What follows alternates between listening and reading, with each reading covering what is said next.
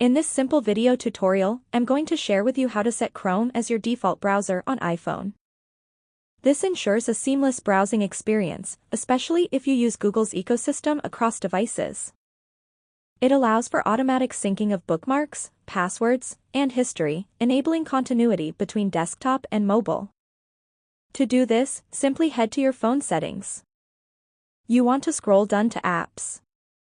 Onto this very first option of default apps, head to Browser Apps.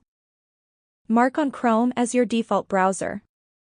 It will be used to open links and browse the web. And by the way, if you rely on Google services or use Chrome on other devices, making it your default browser streamlines your online experience. Well, that's how easy it is to set Chrome as default browser on iPhone. If you have any questions, just let me know in the comments section down below. Please don't forget to leave a like, share and subscribe for more video tutorials like this one.